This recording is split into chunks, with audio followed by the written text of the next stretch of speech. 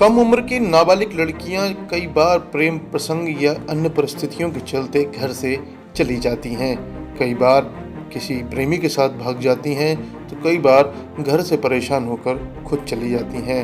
18 वर्ष से कम उम्र की इन बालिकाओं के गायब होने पर थानों में सीधे धारा 363 यानी कि नाबालिग के अपहरण की धारा दर्ज होती है और एफआईआर होने के बाद पुलिस इन्हें दस्तयाब करने के लिए हाथ पैर मारना शुरू कर देती है और कई मामलों में लड़कियां वापस भी आ जाती हैं, घर वालों के साथ वापस चली भी जाती हैं और कुछ मामलों में शादी ब्याह भी कर लेती हैं। लेकिन कानूनी अड़चनों के चलते उनको अपने पति के साथ न रहकर बल्कि अलग अलग करना होता है और पति को कई बार जेल भी जाना पड़ जाता है। हालांकि ये शादियां कानून के हिसाब से अवैध मानी जाती हैं, लेकिन कुछ मामले ऐसे भी सामने आ रहे हैं जहां लड़कियों की खरीदी बिक्री हो रही है। एक से दूसरे, दूसरे से तीसरे और कई बार तीसरे से चौथे व्यक्ति को इन्हें बेच दिया जाता है और उसके बदले मोटी रकम ली जाती है। ऐसा ही एक मामला छतरपुर में सामने आया है, जहां एक नाबालिग लड़की की गुमशुदगी की रिपोर्ट कराने उसके घर वाले ओरछा रोड थाने पहुंचे थे। छतरपुर के ओरछा रोड थाने में नाबालिग बालिका के गायब होने पर अपहरण की धारा में 28 नवंबर 2023 को अपराध दर्ज किया गया और उसके बाद उसकी खोजबीन शुरू हो गई। सबसे पहले बाबूलाल कुशवाहा नाम के व्यक्ति को पुलिस ने इंटरोगेशन के लिए अपनी कस्टडी में लिया और उससे पूछताछ की। पता चला कि दीपू नाम का एक अन्य शख्स इसके कांटेक्ट में है। पुलिस ने उसे भी पकड़ा। दीपू से पुलिस जगमोहन विश्वकर्मा उर्फ जग्गू तक पहुंची, जिसकी उम्र 32 वर्ष बताई जा रही है और उसके बाद पुलिस पहुंची रामकिशन कुशवाहा के पास, जिसकी उम्र 28 वर्ष है। शुरुआत में बाबूलाल कुशवाहा लड़की को लेकर दिल्ली गया था, ऐसी सूचना पुलिस को मिली थी।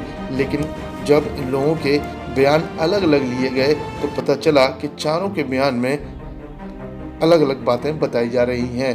पुलिस का शक गहराया और सख्ती से पूछताछ करने पर वो बात सामने आई जिसने सबको अचरज में डालने के साथ ही चिंता में भी डाल दिया है। मामला मानव तस्करी का निकला। दरअसल पुलिस ने जब उक्त बालिका को ग्वालियर से दस्तयाब किया, जो रामकिशन कुशवाहा की कस्टडी में थी, उसके बाद बालिका ने जो बात बताई उससे पूरी कहानी ही पलटकर रह गई। दरअसल बालिका की खरीद फरोख्त चल रही थी। कहानी में सबसे पहले बाबूलाल कुशवाहा लड़की को लेकर दिल्ली चला गया और उसने दीपू विश्वकर्मा नाम के 28 वर्षीय युवक को उस लड़की को बेच दिया और उसके बाद दीपू ने उस लड़की को जगमोहन विश्वकर्मा, जिसकी उम्र 32 साल है, उसे बेच दिया और आखिर में जग्गू उर्फ जगमोहन ने उक्त लड़की को 28 वर्षीय रामकिशन कुशवाहा नामक व्यक्ति को बेच दिया और उक्त लड़की को रामकिशन ने ग्वालियर में अपने पास रखा हुआ था और इन चारों ने जब तक लड़की इनके पास रही बारी बारी दुष्कर्म किया। महिला पुलिस अधिकारी को उक्त नाबालिग बालिका ने पूरी कहानी सुनाई और अपनी आपबीती और लगभग 3 से 3.5 महीने चले इस आपराधिक प्रकरण की पूरी जानकारी बयान की।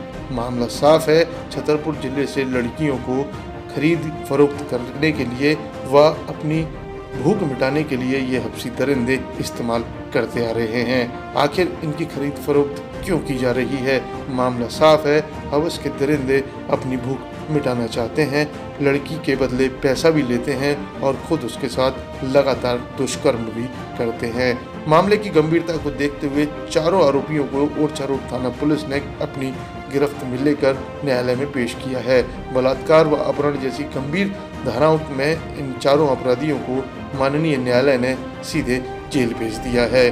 पुलिस को इस मामले में मुस्कान अभियान के अंतर्गत सफलता मिल रही है, क्योंकि पूरे प्रदेश में ही मुस्कान अभियान चल रहा है। इसके अंतर्गत गायब हुई लड़कियों को दस्तयाब किया जाता है, लेकिन इसी अभियान से कुछ ऐसी तस्वीरें भी सामने आती हैं जो चिंता में डालने पर मजबूर करती हैं। छतरपुर जिले में इस तरह के सामाजिक अपराध घटित हो रहे हैं, ये भी देखने वाली बात है और ये सब कुछ हमारे आसपास ही हो रहा है। जानकारी लग पाई हो कितने लोगों की गिरफ्तारी हो चुकी है? छतरपुर जिले के थाना ओरछा रोड अंतर्गत 2 फरवरी 2023 को एक दस्तयाबी की गई थी।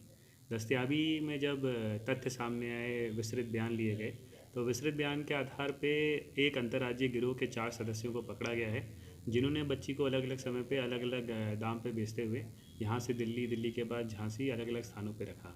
इसमें जो विभिन्न आईपीसी की धाराएं हैं और जो पॉस्को एक्ट की धाराएं हैं उनके तहत कायमी की गई है और जितने भी आरोपी थे उन सबको अभिरक्षा में ले लिया गया है। हम लोग इसको चिन्हित प्रकरण रखते हुए यथाशीघ्र सजायाबी का प्रयास करेंगे। सर पहले भी छतरपुर जिले में इस तरह के मामले आ चुके खरीद बिक्री के महिलाओं को गए, तो इस तरह अंकुश क्यों नहीं, ग्रोथ सक्रिय कैसे? छतरपुर ज़िले में लगभग 3 ऐसे प्रकरण पिछले 2 सालों में सामने आए हैं और हमारा प्रयास यही रहता है कि कई बार जन जागरूकता के माध्यम से लोगों तक संदेश पहुंचाएं कि कई बार रोज़गार के नाम पे या फिर कोई अन्य बड़े अपॉर्चुनिटी को लेके लोग ये कहते हैं कि यहाँ पे उतना अगर आपको नहीं मिल पा रहा, आप बड़े शहर चलिए, यहाँ पे आपको ज़्यादा मौके मिलेंगे। तो माइग्रेशन और बाकी सारी चीज़ें भी हैं जिनकी वजह से बच्चे जाते हैं। बस प्रयास यही है कि लोग ज़्यादा से ज़्यादा जागरूक रहें और जो रजिस्टर्ड पोर्टल्स हैं उन्हीं के तहत जाएं और ऐसे जो कॉन्ट्रैक्टर्स होते हैं जो या लेबर सप्लाई करते हैं उनके संपर्क में ना आएँ।